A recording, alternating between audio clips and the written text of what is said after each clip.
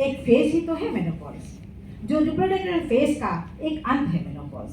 45-55 की उम्र का यह एक है किस्सा एजिंग हार्मोनल चेंज है, इसका डिग्निफाइड हिस्सा।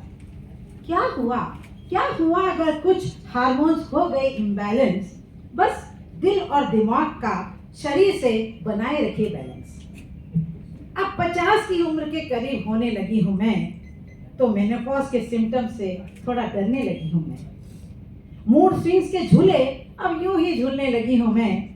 स्किन कुछ रूठने सी लगी है, झुर्रियों भी छिपने सी लगी हैं, कुछ पिगमेंटेशन भी अपने रंग दिखाने लगी है। तो मैंने भी इसे हाइड्रेशन द्वारा हैंडल करना सीख लिया है। ऑस्टियोपोरोसिस भी अब झरोके से झांकने लगी है। तो मैं कहती हूँ इसे, हरी सब्जियों ताजे फलों का जब साथ है और विटामिन डी और कैल्शियम मेरे पास है, तो तू क्यों अब मेरे आसपास है। अब खुद को मैं समझाने लगी हूँ कि यह समय है हंसने हंसाने और मुस्कुराने का, 55 की उम्र में बचपन के कुछ करीब जाने का, 55 की उम्र में बचपन के कुछ करीब जाने का। दोस्तों के साथ अब कुछ ज्यादा ही वक्त गुजारती हूँ मैं। ध्यान प्राणायाम और योगाभ्यास से रखती हूँ खुद को तंदुरुस्त और ज्यादा बिताती हूँ दोस्तों के संग वक्त। तनाव मुक्त जीवन शैली, पौष्टिक आहार और सकारात्मक दृष्टिकोण, यही तो है मेनोपॉज के साथ जीने के सॉल्यूशन। अब जब दर्पण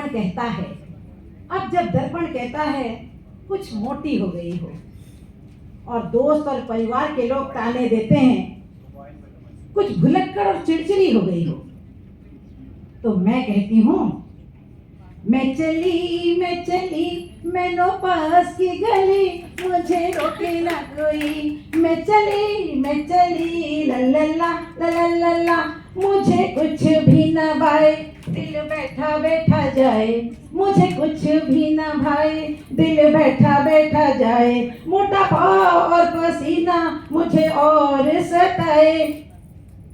कुछ योग में करूं, मेडिटेशन में रहूं, कुछ योग में करूं, मेडिटेशन में रहूं। प्राणायाम से मुझे कुछ सुकून मिल जाए। मैं चली मुझे मेनोपॉज की गली, मुझे रोके ना कोई।